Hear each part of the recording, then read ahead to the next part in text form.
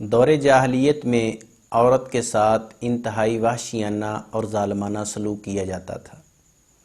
اسے اس کی بہت ساری جائز ضروریات بلکہ بنیادی حقوق تک سے بھی محروم کر دیا جاتا تھا. اسلام نے جہاں عورت کے حقوق کی پاسداری کی، وہاں عورت کو عزت و تکریم سے بھی نوازتے ہوئے یہ حق بھی دیا کہ شادی کے موقع پر خاوند اسے نقدی یا مال کی صورت میں حسب توفیق جو اس کے پاس گنجائش ہے اس کے مطابق کچھ نہ کچھ ہدیہ تحفہ ضرور دے، جسے شرعی اصطلاح میں عورت کا حق مہر کہا جاتا ہے. حق مہر خاوند کی مالی حیثیت پر موقوف کیا گیا ہے کہ وہ اپنی خوشی سے تھوڑا دے یا زیادہ دے. حق مہر کی قرآن و سنت کے اندر تعداد فکس نہیں ہے، مقرر نہیں کی گئی. یہ بھی رخصت ہے کہ عورت اپنی مرضی سے چاہے تو خاوند کو سارا حق مہر معاف کر دے، مگر یہ گنجائش نہیں کہ عورت کو حق مہر سرے سے دیا نہ جائے، اس کو بالکل محروم کر دیا جائے. سورہ نساء کی 4 نمبر آیت میں اللہ نے فرمایا وَآتُوا النِّسَاءَ صَدُقَاتِهِنَّ نِحْلَةً، اور عورتوں کو ان کے مہر خوش دلی سے دو. اگر دھوکہ دے کر حق مہر معاف کروا لے پھر طلاق دے دے تو یہ بھی جائز نہیں ہے، بلکہ حق مہر دینا پڑے گا، کیونکہ خوش دلی کے ساتھ حق مہر دینا یہ اسلام کی تعلیم ہے.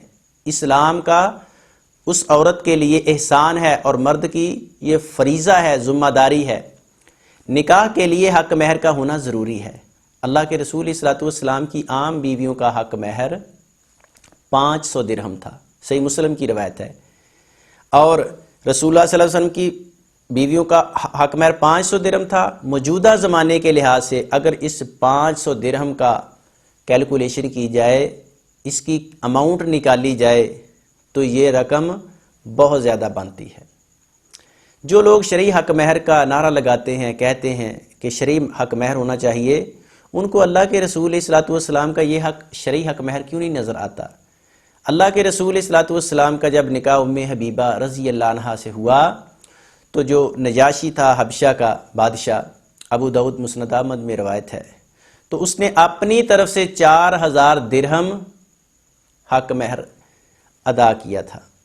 تو یہ بھی آج کے اعتبار سے اگر رقم دیکھی جائے تو یہ بہت زیادہ پیسے بنتے ہیں. اور قرآن میں کہا ہے، اللہ نے فرمایا وَآتَيْتُمْ إِحْدَاهُنَّ قِنْطَارًا فَلَا تَأْخُذُوا مِنْهُ شَيْئًا، کہ تم ان کو ایک خزانہ بھی دے سکتے ہو اور ان میں سے کچھ بھی واپس نہ لو.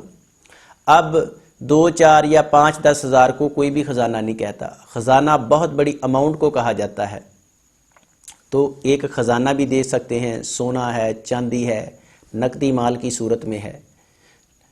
اسی طرح لوہے یا چاندی کی انگوٹھی بھی حق مہر میں ہو سکتی ہے. اگر کوئی بندہ اسلام قبول کر لے تو اس کے اسلام قبول کرنے کو بھی حق مہر قرار دیا جا سکتا ہے. جس طرح سنن نسائی کی حدیث ہے کہ ایک صحابیہ نے ابو طلحہ رضی اللہ عنہ کو مسلمان کیا اور ان کے مسلمان ہونے کو ہی حق مہر قرار دے دیا.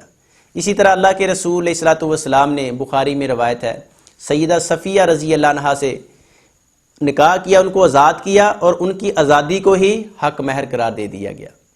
اسی طرح اللہ کے رسول اسلام نے صحابی سے فرمایا کہ تجھے قرآن کریم میں سے جو بھی یاد ہے وہ اپنی بیوی کو یاد کروا دے، تیرا یہی حق مہر ہے. کسی کے پاس اگر لوہے کا چھلا ہے وہ دے دے، اس کا وہی حق مہر ہے.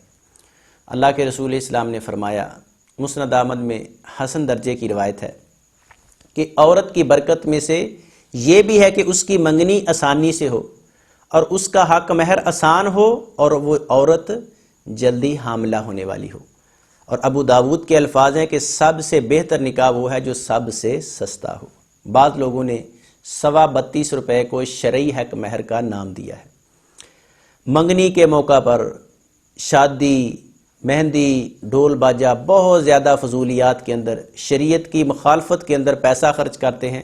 جب نکاح کا موقع آتا ہے کتنا لکھانا ہے، کتنا دینا ہے، تو پھر کہتے ہیں کہ شرعی حق مہر. حالانکہ شرعی حق مہر تو شریعت کے اندر مقرر ہی نہیں ہے. یہ انسان کی مالی حیثیت پر اللہ نے چھوڑا ہوا ہے. جتنی کسی کے اندر استطاعت ہے کتنی طاقت ہے، پہنچ ہے، وہ اپنی پہنچ کے مطابق، اپنی طاقت کے مطابق حق مہر ادا کرے۔ لیکن 32 روپے کو حق مہر کہنا، موجودہ زمانے کے اندر 32 روپے کی تو ایک وقت کی سبزی نہیں آتی۔ یہ جس دور کے اعتبار کی بات کر رہے ہیں برِ صغیر کے اندر، جن علماء نے کیلکولیشن کر کے 32 روپے حق مہر قرار دیا تھا، وہ موجودہ زمانے کے اگر ان پیسوں کا حساب لگایا جائے تو یہ 6 یا 7 تولے سونے کے برابر ہے۔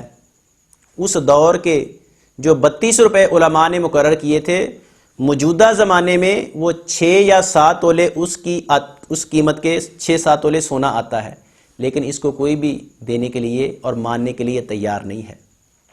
تو قرآن و سنت کے اندر حق مہر کی کوئی تعداد فکس نہیں ہے، یہ انسان کی حیثیت پر چھوڑا ہے، اس کی ثواب دید پر ہے۔ زیادہ سے زیادہ بھی دیا جا سکتا ہے، کم سے کم بھی دیا جا سکتا ہے۔ قرآن و سنت کے اندر اور صحابہ کرام رضی اللہ عنہم اجمعین کے سیرت سے، ان کی زندگی سے ہر طرح کی مثالیں موجود ہیں۔ اللہ سمجھنے کی توفیق عطا فرمائے۔ السلام علیکم ورحمۃ اللہ وبرکاتہ۔